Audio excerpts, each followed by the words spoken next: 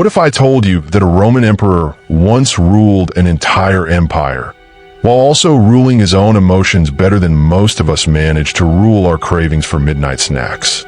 Marcus Aurelius wasn't just sitting on a throne, he was sitting on centuries of wisdom about mastering self-control. And guess what? You don't need a toga or a throne to tap into that same power. Today, we're diving deep into the Stoic playbook, not the dusty, boring kind, but real, practical strategies that'll help you stay cool in traffic, chill when life throws chaos at you, and maybe even survive a group chat argument without losing your sanity. Before we get into it, don't forget to like this video, subscribe to support our journey, and make sure you stick around till the end. You don't want to miss the Stoic trick that can literally rewire your reactions. Number 1. Understand what you can and can't control. The first Stoic move? Drawing a clear line between what you can control and what you can't. Epictetus famously said, "Some things are up to us and some things are not." It sounds simple, but this idea alone is life-changing. Most of our stress comes from trying to micromanage things that are out of our hands, like your boss's mood, the weather, or how someone reacts to your text from 2 hours ago. The Stoics would say, let go. Imagine trying to control the wind. Frustrating and pointless, right? That's exactly how Stoics view most of our daily worries. Instead, they focus their energy inward, on their thoughts, choices, and actions. This shift in perspective is the beginning of self-mastery. You stop wasting energy and start directing it where it actually makes a difference. Next time something frustrates you, ask yourself, is this within my control? If the answer is no, then breathe, release, and move on like a Stoic monk with a calendar full of nothing but peace. It's not apathy, it's wisdom in motion.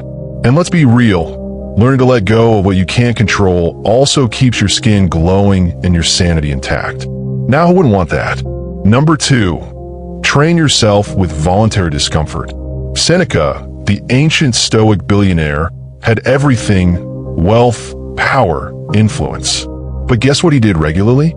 Slept on the floor, ate plain food, and dressed like a broke college student on laundry day.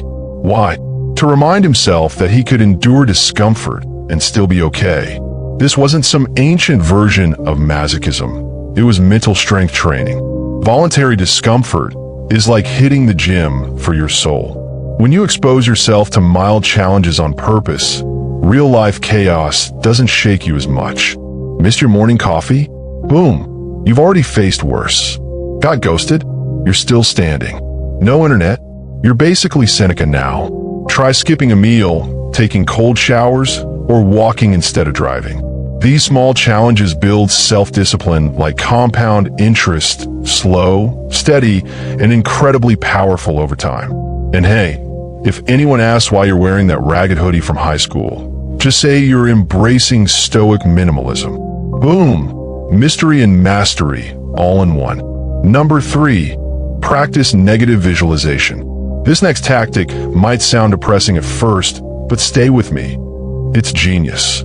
The Stoics called it premeditatio malorum, or the premeditation of evils. Basically, you imagine things going wrong before they actually do. Why? So when life throws lemons, you're not just ready. You've already made the lemonade and open a stand. Let's say you have a big presentation tomorrow. Most people would hope everything goes perfectly. The Stoic approach? Mentally walk through what could go wrong. Tech failure, tough questions, awkward silences. Then, rehearse how you calmly respond to each scenario.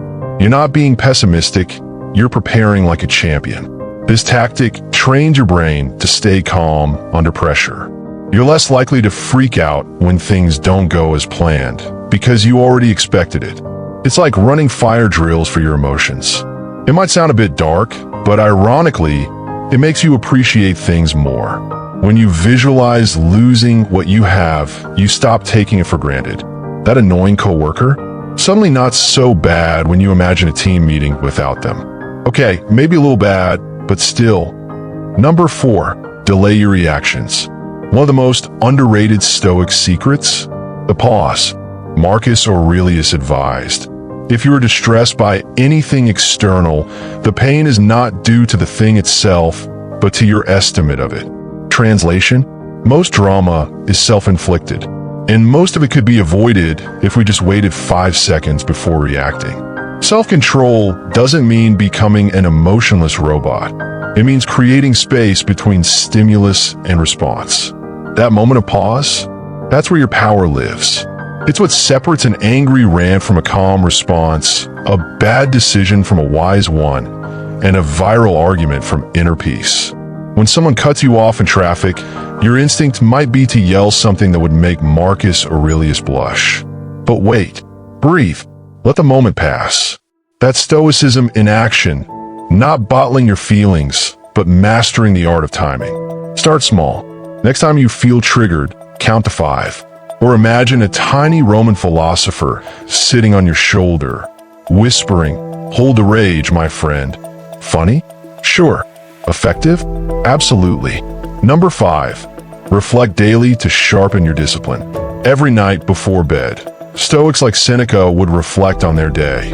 Not in a beat-yourself-up way, but with curiosity and honesty. What did I do well today? Where did I slip? How can I improve tomorrow? It's like checking your emotional bank account. Are you investing wisely or overspending on nonsense? This daily audit helps you spot patterns. You realize that you always lose your cool in traffic or check your phone 74 times before lunch. Awareness is the first step toward control. You can't master what you don't observe. Get a small journal. It doesn't have to be fancy. Write a few lines each night. Be real, not perfect. Over time, you'll start to notice that your self-control is growing. And unlike abs, which take months to appear, Stoic gains show up surprisingly fast when you're consistent. Plus, journaling is free therapy. And let's be honest, some of us are one annoying coworker away from needing it. Number 6, create a personal code of conduct. Self-control becomes 10 times easier when you've already decided the kind of person you want to be before life tests you. That's where a personal code of conduct comes in, a Stoic strategy where you define your values, set your boundaries, and commit to living by them no matter what the world throws at you. Marcus Aurelius had this down. In his meditations, he reminded himself over and over of how to respond to rude people, hardship, and temptation. Not because he was weak, but because he wanted to remain consistent. That's the trick. Stoics don't just wing it.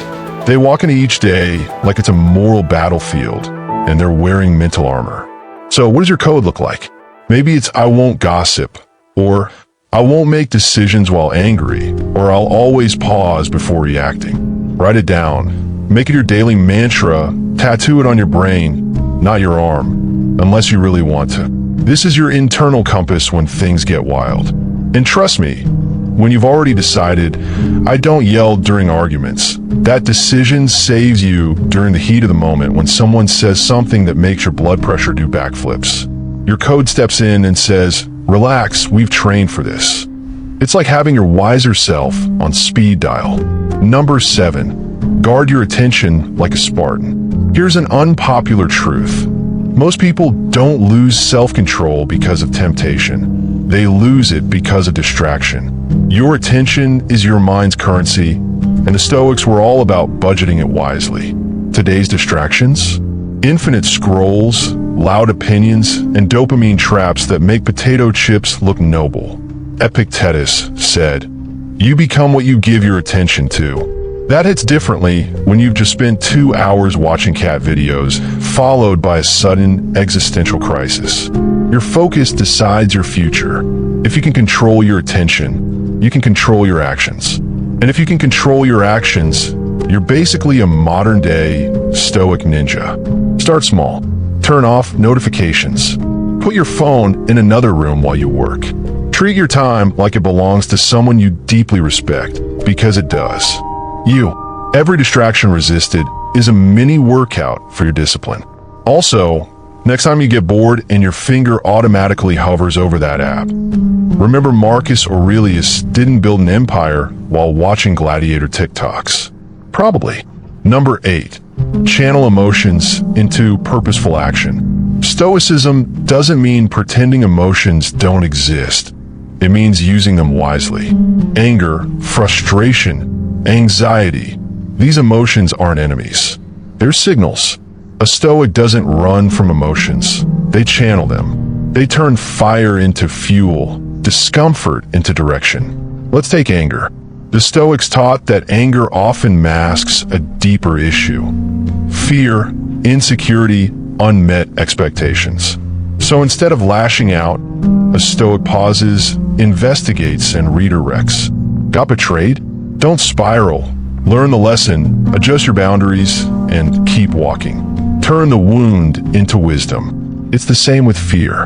Instead of letting it paralyze you, use it to sharpen your focus. Afraid of public speaking? Good. That means it matters. Prepare like a Stoic general planning battle.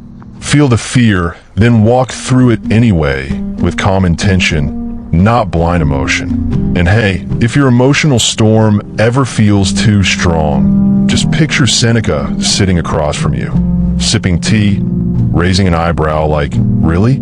Over this.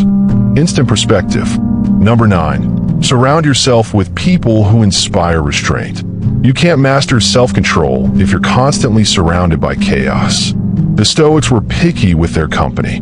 They believed that character is contagious, and if you hang around hotheads and drama kings, don't be surprised when you start acting like one. Seneca said, associate with people who are likely to improve you. That doesn't mean you only hang out with philosophers in sandals, but it does mean being intentional. Surround yourself with people who are calm under pressure, who think before they act, who make you want to level up your discipline. You know the type.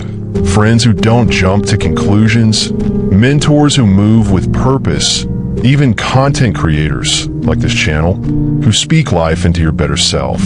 These influences plant seeds in your mind. They remind you of who you could be. And let's be honest, sometimes we all need that one friend who gives us the look when we're about to send that text. True Stoic energy. Number 10. Accept setbacks without self-shaming. Here's the final truth bomb. Even the wisest Stoic slips up sometimes. Marcus Aurelius had bad days. Seneca got caught up in court politics. Epictetus probably stubbed his toe and said something very unphilosophical. The goal isn't perfection, it's progress. Self-control doesn't mean never falling. It means rising faster each time. The Stoics taught self-compassion through logic. If you lost your temper, ask why. If you gave into distraction, reflect. Not with guilt, but curiosity. This isn't about judging yourself. It's about understanding yourself.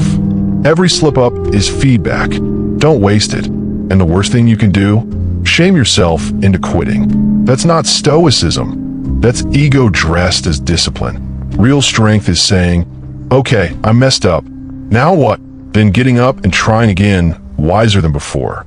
Remember, self-mastery is a lifelong practice. You're not carving a statue in one day. You're chiseling a little each time with patience, purpose, and maybe a little side-eye from Marcus Aurelius whispering, try again, champ. Mastering self-control doesn't happen overnight, but every moment you choose calm over chaos, discipline over impulse, reflection over reaction, you're walking the path of the Stoic. If this video helped you in any way, don't forget to like it, hit that subscribe button, and drop a comment on which of these tactics you're going to try next. Together, we're not just watching content. We're building a disciplined, focused, unshakable mindset. See you in the next one. And as always, stay grounded, stay sharp, stay stoic.